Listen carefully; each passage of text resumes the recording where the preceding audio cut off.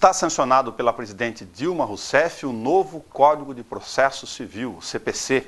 Depois de mais de 5 anos de revisão da matéria, ele chega até as pessoas em forma de lei, ordenando a questão das atualizações do Código, das principais relações do dia a dia no judiciário brasileiro, entre tantos outros códigos importantes para a jurisdição. Isso muda a vida do cidadão, com vigência após 1 ano da sanção, neste momento, enquanto estamos gravando aqui na TV Câmara, e muda também, quem sabe, o conceito de cultura da própria atuação do juiz como presidente da ação no judiciário. Para falar sobre esse assunto, está conosco o advogado, mestre, doutor, que está no circuito universitário e também é membro do Instituto Brasileiro de Direito de Processual Civil e discute há um bom tempo, desde a origem, a questão das modificações do quórum, o advogado Moacir Caram Júnior. Caram, muito obrigado de você ter vindo conosco aqui para emprestar esse conjunto de informações que você foi acumulando das discussões, inclusive no ambiente judiciário. A gente tem a missão aqui de te explorar para que as pessoas no dia a dia possam entender o que pode mudar na vida delas do ponto de vista dessas relações. Aproveitando o CPC, eu vou usar a expressão que eu coloquei com você num bate-papo para montar esta pauta. Cultura de atuação do judiciário. Primeiro deles, do poder. Muda alguma questão central ou pode mudar com o novo código? É o que nós aguardamos, nós esperamos. O sucesso do Código, Nelson, está diretamente relacionado com essa mudança de comportamento por parte dos juízes, dos promotores e dos advogados. Enfim, todos aqueles que estão envolvidos na operacionalização do direito, evidentemente que tem que adotar um comportamento diferente em face do novo Código. Nós temos uma cultura de buscar o judiciário, inclusive para conflitos no dia a dia, desde pequenas questões, no trânsito, por exemplo, uma infinidade, mas outras tantas, que poderiam ser resolvidas sem criar processos judiciais. Usando esse exemplo, o que pode o novo Código ajudar? Olha, serão criadas, até por determinação do Código, mas dependendo de regulamentação por parte dos tribunais superiores, seja o Tribunal Regional Federal, seja o Tribunal de Justiça, câmaras de mediação e de conciliação. Quer dizer, mesmo antes de iniciada uma ação judicial, do autor da ação, de uma suposta vítima, propor uma ação judicial, deverá ser criada essa câmara e submetida a essa discussão intermediado por mediadores, não é? É o termo que é previsto na própria codificação. Ou seja, essas pessoas intermediarão, poderão ser juízes, mas poderão ser mediadores especificamente contratados, enfim, escolhidos para atuar nessa situação de mediação, tentando levar uma conciliação, mesmo antes de uma ação judicial já distribuída, protocolada. Isso me parece uma tentativa muito interessante da legislação nova. Você me contou sobre a questão da necessidade de realizar essa audiência de conciliação antes. Muitas das audiências, você milita há bastante tempo na área e discute, por uma questão de comportamento do juiz, ele senta, tem as partes, ele pergunta, vocês têm acordo? Não tem, vira um protocolo formal. Qual é a ideia que está concebida nessa alteração? A ideia é no sentido de preparar melhor os conciliadores, porque o juiz, na verdade, o juiz de direito, o juiz togado que nós chamamos, ele passou por um concurso de provas e títulos, ele sabe judicar, ele conhece a matéria, mas ele não é especificamente preparado, ao meu ponto de vista, preparado para as mediações, para insistir nas conciliações. Eu acho que esse seria um aspecto interessante, sob um ponto de vista, mas por outro também eu tenho algumas reservas, no sentido de instigar ou fomentar muita discussão. Se me permite, Nelson, até claro, mesmo essa cultura de tentar insistentemente as conciliações, na verdade talvez não seja, é claro, dentro da conjuntura brasileira atual judiciária, me parece interessante, mas também, por outro lado, aquele detentor de um direito, não me parece razoável que a ele seja insistido para se fazer um acordo. Quer dizer, aquele que propõe uma ação vislumbrando o reconhecimento do seu direito, na verdade ele quer aplicação da lei para ser reconhecido o seu direito. Então, a insistência demasiada, desmedida em cima do autor da ação para que ele se submeta a um acordo, me parece uma coisa que tem que ser muito bem trabalhado, sob pena de coagir um autor que é detentor de um direito para que ele se submeta a um acordo judicial. O acordo judicial, evidentemente, que sempre pressupõe, vamos dizer, a renúncia de direitos por parte de alguém ceder. Isso, me parece, às vezes, torna-se uma situação até odiosa para aquele que não quer fazer um acordo, por isso tem que ser muito bem trabalhado isso por parte do mediador.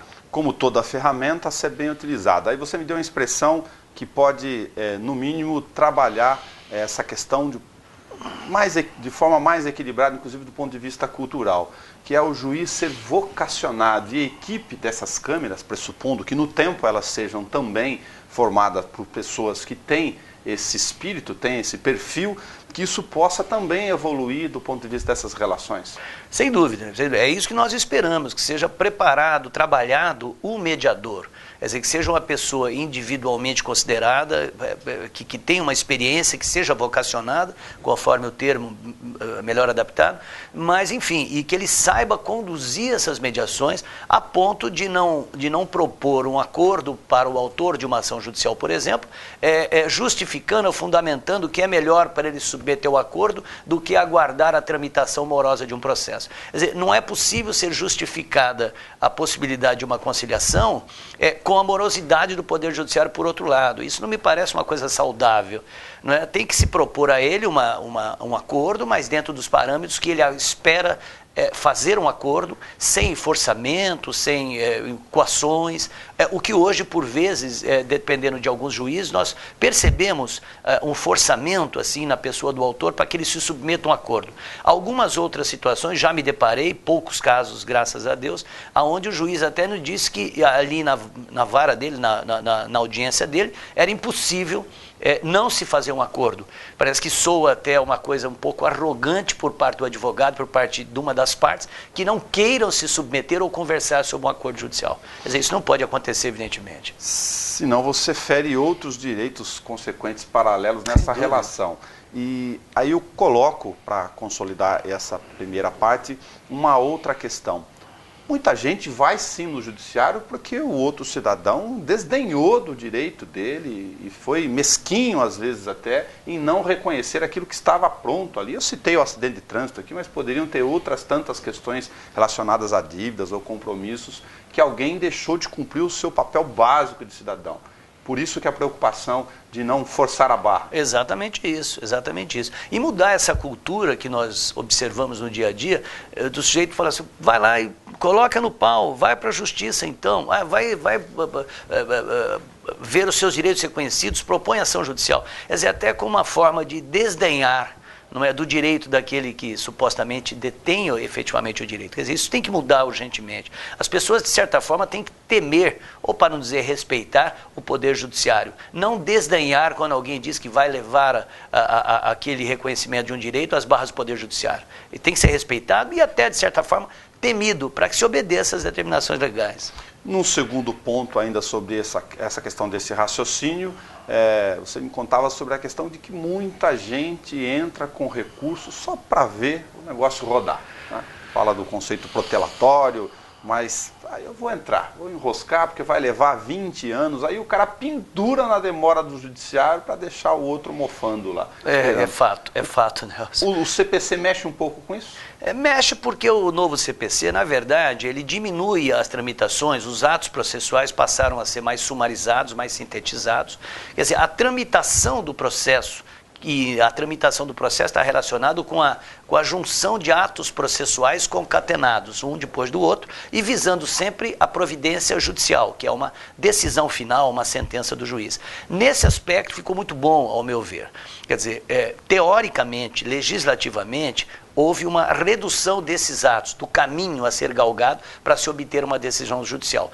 O problema é exatamente esse, o comportamento das pessoas e como é que a magistratura vai encarar essa liberdade maior que passou a ter com relação à tramitação dos processos judiciais. Os juízes, durante a tramitação de primeira instância, terão uma liberdade que nem sei se os juízes querem muito ter toda essa liberdade que o Código lhes concedeu. Mas preparando bem, trabalhando bem a magistratura, enfim, eu tenho certeza que é promissor o Código nesse aspecto. Com a simplificação da trajetória processual, na outra ponta, a questão dos recursos. Hoje estava em aberto, lembrando que é 1 ano de vigência do novo Código após a sanção, que aconteceu nessa segunda-feira, março de 2015, aqui no Brasil, no país. A questão dos recursos, se houve uma inclusão de necessidade de pagamento em caso de alguém perder alguma questão. Sim, a questão da sucumbência, na verdade o Instituto da Sucumbência está relacionado àquele que perde, paga. paga honorários para outra parte, paga também as custas eventualmente desembolsadas para a iniciação do processo judicial. Quer dizer, agora o que foi estabelecido que haverá a sucumbência em primeira instância, ou seja, com a prolação da decisão de primeiro grau, mas em segunda instância, caso se perquira essa via também, haverá também a aplicação de sucumbência honorários advogados em segunda instância. Sob o ponto de vista legislativo, prático, processual, isso é importante. Em tese também, reduziria a impetuosidade das partes em submeter a sua apreciação, a apreciação de primeira instância, a um segundo grau jurisdicional. Isso me parece muito interessante. A desmotivação ao recurso, provavelmente também por a questão de custo, a questão de eventual segunda sucumbência em nível de tribunal. Me pareceu bastante interessante essa modificação. Tem uma outra cultura do comportamento do brasileiro, e adotado então pelo CPC, que é, olha, vamos tentar apertar pelo bolso, já que o cara, se não for pelo bolso, ele acaba consumindo processos em segunda instância sem necessidade. É exatamente isso, não tenha dúvida, nós sabemos disso. Até na Escandinávia é assim, quer dizer, se não for pegar pelo bolso, o sujeito peca, infringe. Não é? O ser humano realmente ele tem essa tendência à pecaminosidade. Então tem que cercear de alguma maneira. Não adianta só educar, não adianta termos uma legislação apenas prevendo condutas que seja processual ou de comportamento. Tem que punir. Se você passar deste limite, você será punido. Eu não vejo outra solução para a espécie humana atualmente, Nelson, infelizmente. Uma questão bem técnica para o professor, até dentro dos debates que você, bem sei, está fazendo e fez para o CPC ao longo do tempo, ainda durante a discussão do Instituto. Os embargos infringentes, eu fico tentando imaginar a intenção do legislador lá na origem, né? É para a chamada possibilidade de discussão do voto divergente. E tem a Câmara de segunda instância, tem um cara que não concordou, enfim, foi para uma tese diferente da dos outros. O fim dos embargos infringentes pode ser... Houve reclamação em relação a isso? Não, olha, mas eu não vou poder apelar aqui, ou apelar no sentido de reclamar, se eu tenho uma chance nesse voto divergente. Acabou. No meu ponto de vista, eu nunca entendi, como processualista que sou há quase 30 anos, na verdade, eu nunca entendi a existência desse recurso. Porque se as câmaras julgadoras são formadas de 3 desembargadores, quer dizer, obviamente é para que não haja empate. Quer dizer, se houver 2 votos pela reforma e um pela manutenção, a possibilidade do autor, do recorrente, modificar o voto, ela é muito pequena, na verdade. E não há razão para isso, plausível, lógica, não é? Porque são 3, exatamente 3, quer dizer, 2 contra 1, acabou a maioria, define-se. Eu acho que foi foi muito bom, na verdade, a extirpação desse recurso junto aos tribunais superiores. Sem dúvida alguma, não vai fazer a menor falta, se Deus quiser. Reduziu outro tipo de recurso também? Ou nós tivemos... Não, a extinção praticamente foi esses. Alguns recursos tornaram-se um pouco mais difíceis no âmbito dos tribunais para o que se chama juízo de admissibilidade, os aspectos formais sendo analisados previamente. Mas, do modo geral, a extirpação mais evidente foi do embargos infringentes junto aos tribunais superiores. Uma outra questão também técnica, mas tem os operadores de direito, e você que é cidadão do outro lado, para entender as chamadas tutelas. O cara vai buscar liminar, vai buscar uma medida provisória. Medida provisória confunde com o governo federal, né? Tem muito sinônimo na vida brasileira que estão falando de direito, que as tutelas de urgência e de evidência só agora. Isso foi muito proveitoso, muito interessante. Eu leciono essa matéria específica há muitos anos, as tutelas de urgência, e hoje o Código de Processo Civil ele trata mais de 80 artigos para falar das tutelas cautelares. O artigo 796 seguintes do Código de Processo Civil, livro 3. Quer dizer, é um horror. A classificação dessas tutelas, na verdade, segue o modelo italiano. Não é nada para nós. Não é, a gente precisa parar com essas coisas, o que é bom para os italianos, o que é bom para não sei aonde, é bom para o Brasil. Na verdade, não se aplica muito algumas regras previstas no Código de Processo Civil com base na legislação cautelar atual, vigente, ainda vigente. Me pareceu uma reforma, não, tenho certeza, uma reforma muito salutar, porque hoje foi reduzido as tutelas cautelares, Nelson, em torno de um pouco mais que 20 dispositivos. Quer dizer, todas as cautelares que nós temos hoje, as inominadas, os arrestos, os sequestros, posse, nome, nascituro, busca e apreensão, toda essa gama de tutelas, uma salada, toda essa gama nominada de tutelas, hoje foi restrita a 2, as tutelas de urgência e tutela de evidência. Isso é muito interessante. Ou seja, basta que o requerente, o pretendente a uma liminar, propõe uma ação judicial e peça, mostre o fumus boniuris e o periculum in mora, quer dizer, o perigo, não é, de não ser atendido e a fumaça do bom direito, como nós dizemos isso nos bancos escolares e nas faculdades, basta para que ele possa pedir ao juiz uma tutela e, eventualmente, obter a chamada tutela liminar, que é um provimento provisório, satisfativo, momentâneo, temporário, não é? Quer dizer, isso ficou muito melhor, não só para trabalhar na prática com isso, né, nos meios forenses, aí, na prática forense, mas, sobretudo, para ensinar os alunos também, o que é muito interessante. Quer dizer, são duas tutelas e aí o deferimento ou indeferimento vai depender da beleza da sua narrativa, da pretensão sua ou da obtenção de um convencimento do magistrado para o deferimento. Me parece que foi muito importante essa modificação. Para o juiz e não só para o operador do direito do lado de cá, fica mais fácil. Entra aqui a questão do poder geral de cautela, que vocês discutem tanto. Não, o poder geral de cautela é um poder assim, genérico do magistrado, como se trata de tutelas chamadas de urgência, né, e de evidência, quer dizer, impostergáveis, não dá para se aguardar, sob pena do mal maior sobrevir. Na verdade, manteve-se o poder geral de cautela. Quer dizer, os juízes, no âmbito das tutelas cautelares, das ações cautelares, poderão agir da maneira como melhor lhes aprouver, concedendo medidas além daquilo que foi pedido, menos do que foi pedido, fora do que foi pedido. O juiz tem essa incumbência nos processos cautelares. Quer dizer, ir além do interesse privado das partes. Quer dizer, ele tem que realmente deferir, zelar pelo bem que está sendo discutido, para evitar o mal maior, né? E as tutelas cautelares ensejam exatamente esse cuidado. Eu vi a discussão da matéria nacional sobre a questão da sanção do novo código e o ministro Luiz Fux foi comentado sobre a velha polêmica sobre a questão das súmulas. Para quem não sabe, as súmulas vinculantes determinam um determinado texto para aquilo que já está claro aqui embaixo, que são ações no mesmo sentido, no mesmo conteúdo, se adotar um único posicionamento, em regra geral. Mas aí vem a velha demanda de que, olha, isso pode engessar o juiz. E aqui tem um incidente de resolução de demandas repetitivas. Como você vê esses dois instrumentos em choque? Olha, hoje eu mudei de ideia, na verdade. Eu sempre pensei realmente essa questão do engessamento da atividade jurisdicional. Até porque, Nelson, o artigo 131 do Código de Processo Civil trata da liberdade mais ampla, chama princípio da persuasão racional, ou também conhecido por princípio do livre convencimento motivado. Ou seja, aos magistrados brasileiros é confiada a possibilidade, quer dizer, é atribuída a possibilidade dele julgar da maneira como melhor quiser, da maneira como melhor lhe aprouver. Não, agora há uma modificação nesse sentido, né? Mas até então, antes dessas previsões, poderia julgar e pode julgar, à luz do 131, como eu te disse, da maneira como ele quiser, desde que ele se atenha às provas que estão nos autos do processo, as provas que foram levadas para o processo, e que ele fundamente a sua decisão. E a fundamentação pode ser da maneira mais ampla possível, gramaticalmente, historicamente, sociologicamente, antropologicamente. Eu acho que isso é bacana, essa liberdade conferida aos magistrados. Mas nós temos que convir que, com o passar dos anos, algumas matérias tornaram-se muito iguais. Quer dizer, então, sobre questões iguais de direito, né, determinadas situações em relações de banco, esses direitos relativos ao banco, área previdenciária, mesmo área tributária, algumas situações que nós chamamos matérias de direito que são muito iguais.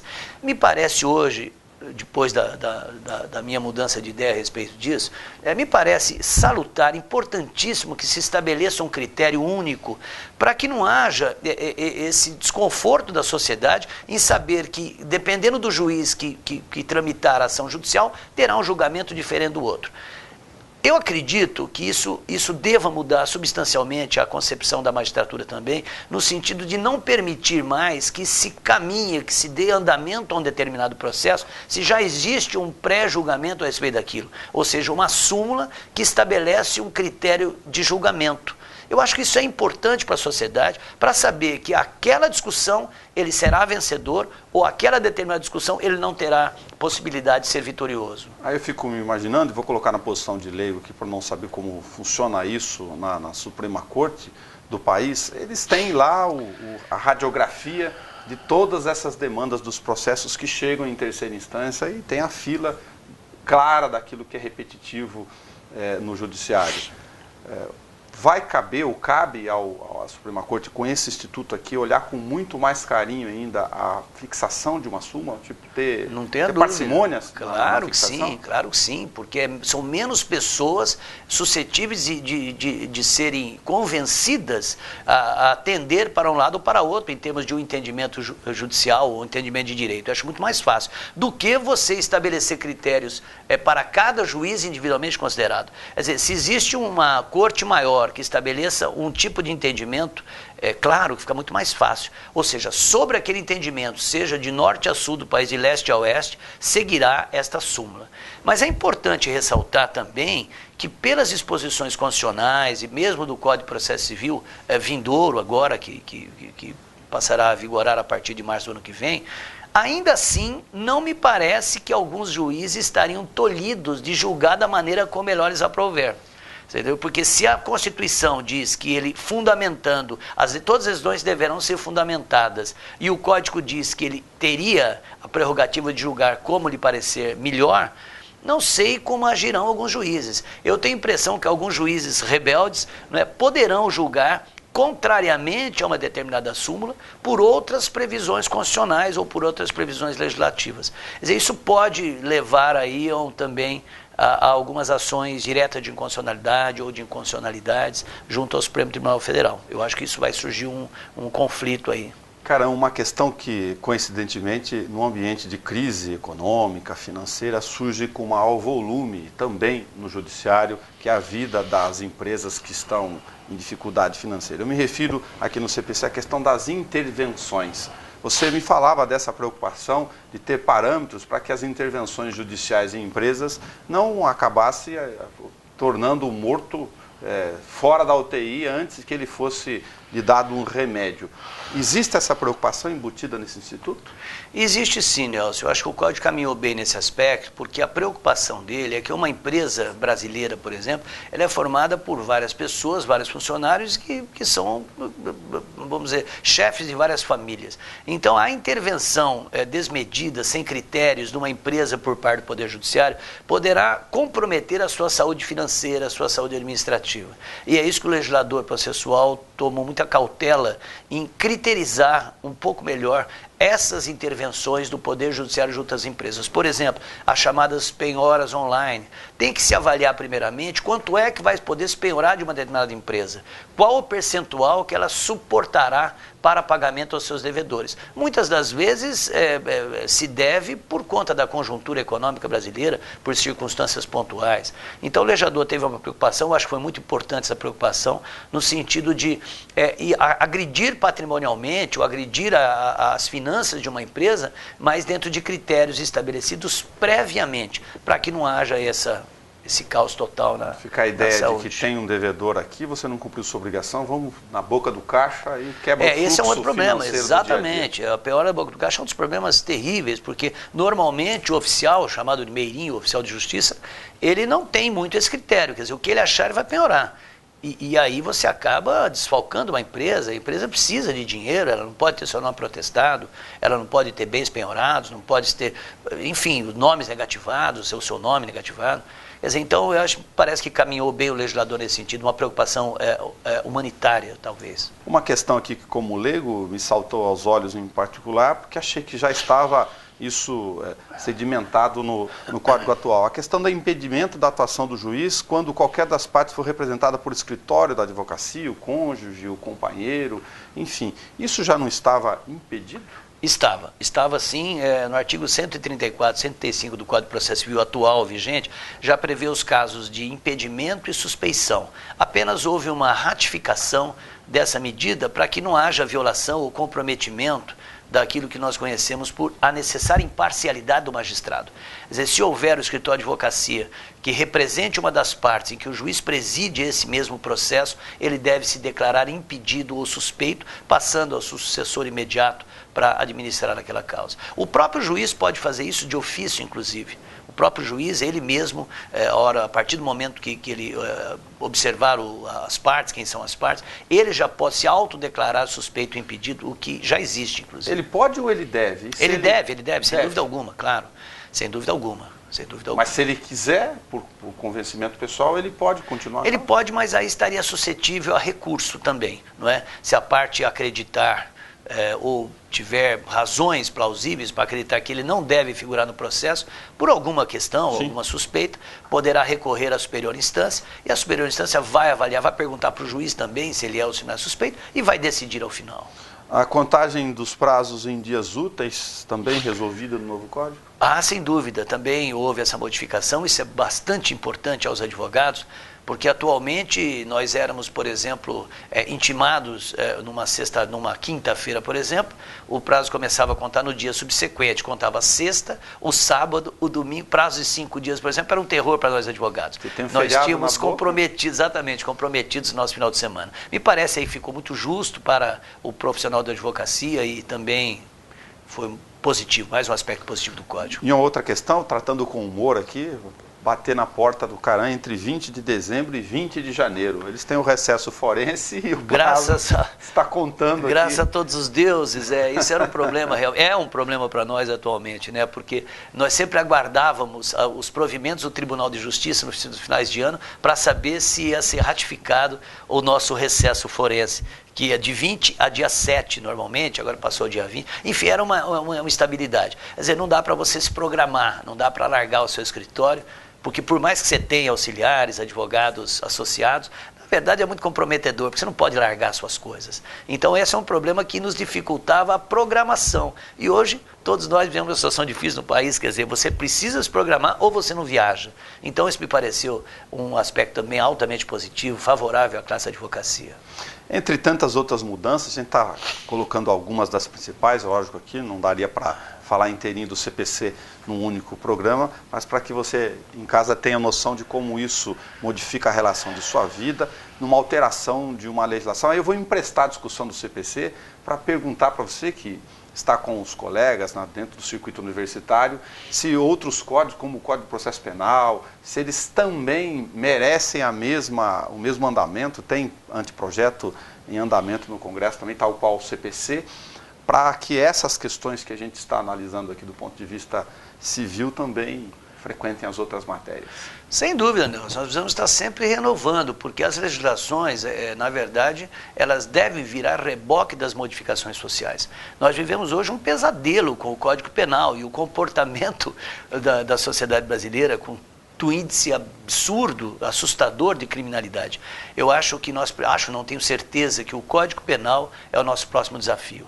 Nós devemos urgentemente mudar a legislação penal, recrudescendo, tornando ela muito mais rígida, em conformidade com as necessidades sociais e modificando a reboque também deste Código Penal a lei de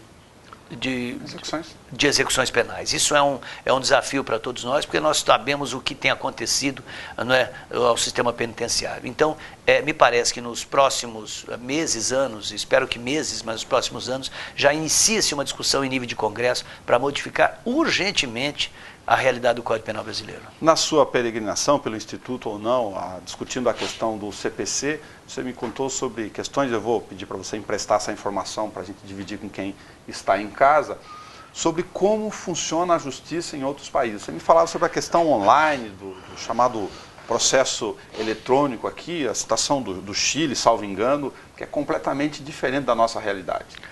É verdade, nós tivemos aí recentemente, eu leciono no México, tenho ido todo ano para lá, e não existe nada, nem discussão sequer a respeito do processo eletrônico. Nós estamos além, muito além. O México sequer tem o eletrônico. Exatamente.